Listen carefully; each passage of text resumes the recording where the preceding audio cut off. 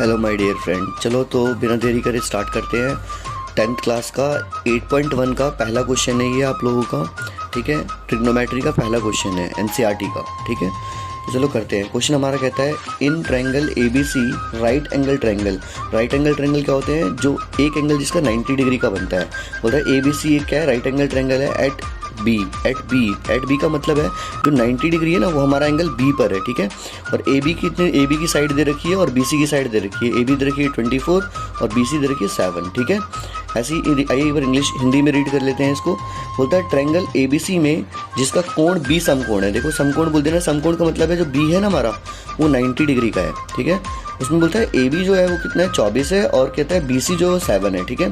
तो आपको देखो दो साइड दे रखी है, तीसरी साइड AC नहीं दे रखी है, तो हमें पहले AC निकालनी पड़ेगी इसमें, ठीक है, जो कि पाइथागोरस से निकलेगी। इससे निकलेगी पाइथागोरस रूल से निकलेगी। तो चलो हम लोग पहले फिगर बना लेते हैं। इसमें फिगर बनाना सबसे इंपॉर्टेंट है। उसके बाद हमें बोला है साइन A निकालने के लिए, कॉस A निकालने के लिए, और क्या साइन C और कॉस C।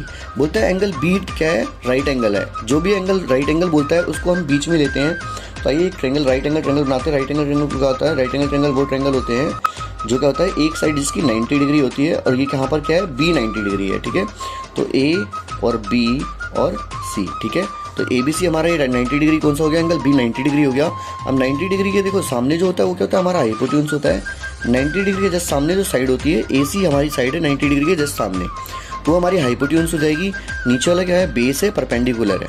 बट यहाँ ध्यान देना, यहाँ पर साइन A और साइन C एंगल अलग अलग है। एक एंगल A वाला है, A एंगल ये वाला है, और C एंगल ये वाला है, ठीक है। तो इसके अकॉर्डिंग हमारे परपेंडिकुलर और बेस चेंज होते हैं। वो मैं क्वेश्चन करवाऊंगा अभी आगे, तो आपको डीप में बताऊंगा, ठीक है। और ये क्या हमारा परपेंडिकुलर है। सबसे पहले हमें देखो हमें क्या दे रखा है? AB दे रखा है 24, तो AB हमारा कितना है? 24 लिख दो 24। और बोलता है BC जो है वो 7 है, B और C कितना है? 7 है। तो हमें पहले AC निकालनी पड़ेगी। क्या निकालनी पड़ेगी? AC।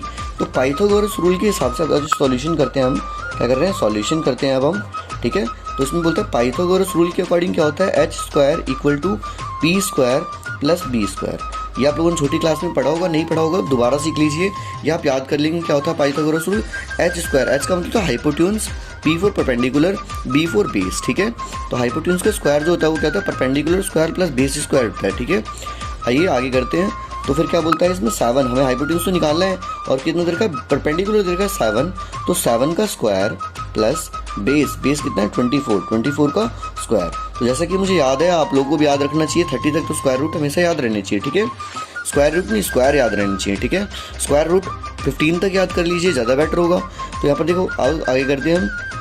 7 का स्क्वायर होता है 49, ठीक है, और 24 का स्क्वायर होता है कितना? 576।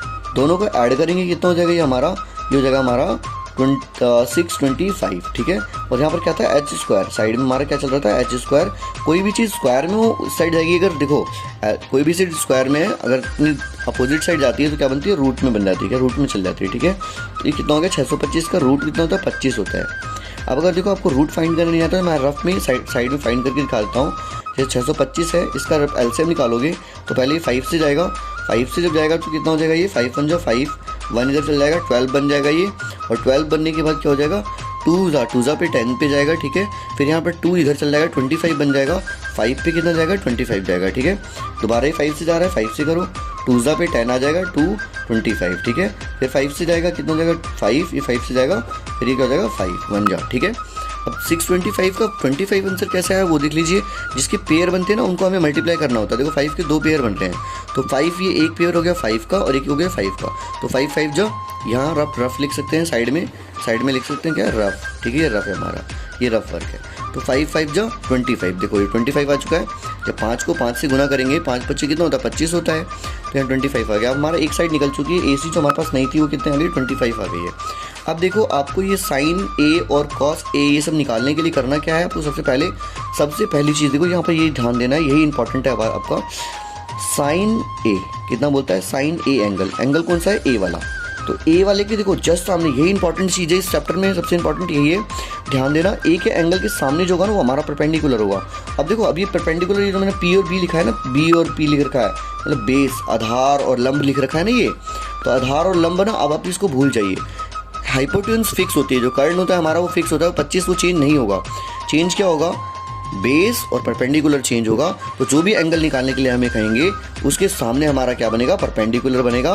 तो देखिए अगर एक परपेंडिकुलर है हाइपोटेन्यूज तो फिक्स होती है, अगर एक परपेंडिकुलर है दूसरा क्या हो जाएगा, बेस हो जाएगा। क्या हो जाएगा, बेस हो जाएगा। ठीक है, अभी देखो साइन ए। अब एक चीज़ और आपको याद रखनी है, रफ में देखिए क्या होता है, पंडित बद्री प्रसाद हर हर बोले, और नीचे क्या, सोना चांदी तोले। आपको ये याद रखना है, या तो पाकिस्तान भूखा प्यासा, हिंदुस्तान हरा भरा। अब देखो मैं इसको क्यों याद करवा रहा हूँ, देखो S4 होता है साइन, C4 होता है कॉस और T4 होता है टेन। ठीक है, क्या होता है, S4 साइन, C4 कॉस और T4 टेन। ठीक है, ये हमारे ट्रिग्नोमेट्रिक रेशियोज होते हैं। क्या होते हैं, ट्रिग्नोमेट्रिक रेशियोज। हमारे 6 ट्रिग्नोमेट्रिक रेशियोज होते हैं टोटल, क्या, साइन थीटा, कॉस थीटा और टेन थीटा। ठीक है, sine theta, cos theta, tan theta. और साइन थीटा में, साइन थीटा का जो रिलेशन होता है उसका भाई जो होता है, ब्रदर बोलते हैं उसको, क्या बोलते हैं, ब्रदर, उसका भाई का नाम होता है कॉसेक थीटा। ठीक है, और कॉस थीटा का भाई का नाम होता है सेक थीटा, और टेन थीटा के भाई का नाम क्या होता है, कॉट थीटा। ठीक है, आइए आगे करते हैं।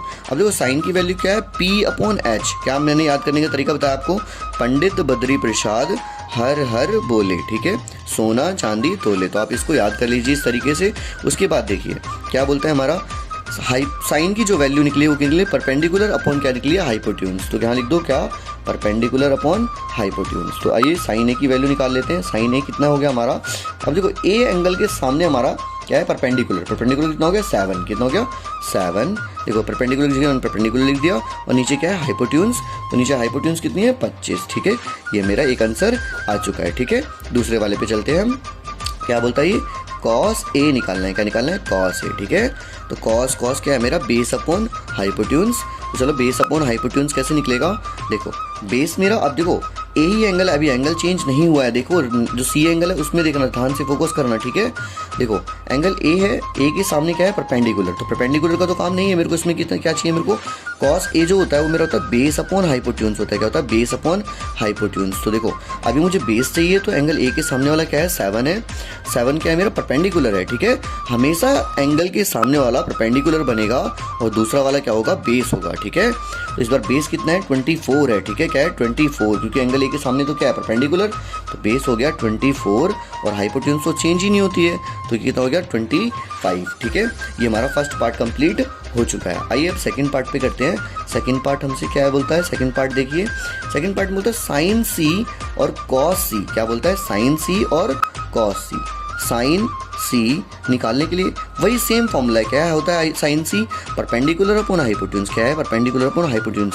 बट यहाँ अब एंगल चेंज हो गया। क्या हो गया, एंगल चेंज हो गया। कौन सा एंगल हो गया, सी एंगल हो गया है। तो देखो यहाँ पर सी एंगल कहाँ पर बन रहा है, यहाँ बन रहा है एंगल सी। फिगर में देखिए क्या बन रहा है, एंगल सी यहाँ बन रहा है। तो इसके सामने जो साइड होगी वो कौन सी है, ये वाली। ए और बी जो है वो एंगल सी के सामने वाली साइड है। तो इस टाइम पे ये परपेंडिकुलर हो जाएगा और ये बेस हो जाएगा। कौन से एंगल के लिए, एंगल सी के लिए। ठीक है, तो आइए करते हैं। परपेंडिकुलर हमारा कितना हो चुका है, एंगल सी के सामने वाला। अब देखो बेस नहीं रहेगा, ये परपेंडिकुलर हो गया, ये ट्रायंगल ऐसे घूम चुका है। ठीक है, ये ऐसे हो चुका है, तो ये बेस हो गया हमारा। देखो इसके सामने क्या हो गया, परपेंडिकुलर। ये हमारा परपेंडिकुलर है और अगला क्या है, बेस है। क्या है हमारा अगला, बेस है। ठीक है, तो आओ देखो करना क्या है, परपेंडिकुलर कितना निकला, 24। तो साइन सी में अगर परपेंडिकुलर चाहिए रहता है, ये हो गया 24, और हाइपोटेन्यूज तो चेंज ही नहीं होती, तो आपको कितना लिख देना है, 25। ये हमारा आंसर आ चुका है साइन सी का। अब क्या निकालना है हमें, कॉस सी। क्या निकालना है, कॉस सी। ठीक है, आइए कॉस सी। अब वही चीज़ सेम, एंगल कौन सा है, सी एंगल बोल रहा है। तो सबसे पहले जाए सी पर, सी पे देखिए सामने कौन सी साइड है, सामने जो भी साइड है वो क्या होगी, परपेंडिकुलर। तो ये परपेंडिकुलर है, और इस समय में कॉस में तो परपेंडिकुलर का काम ही नहीं है। मैंने क्या बताया आपको, ये आपको याद रखना है। सी के क्या होता है, बेस अपॉन हाइपोटेन्यूज। तो बेस अपॉन हाइपोटेन्यूज निकालने के लिए क्या करना पड़ेगा आपको, एंगल सी के सामने क्या होगा, परपेंडिकुलर। ठीक है, क्या होगा, परपेंडिकुलर। तो आपको करना क्या है, परपेंडिकुलर ये हो गया तो बेस आपका ये हो गया। बेस कितना हो गया, 7। तो 7/25। ठीक है, प्लीज़ चैनल को लाइक कीजिए, सब्सक्राइब कीजिए और शेयर कीजिए अपने फ्रेंडों के साथ, ताकि उनको भी ऐसे सॉल्यूशंस प्रोवाइड हो सके। ठीक है, थैंक यू।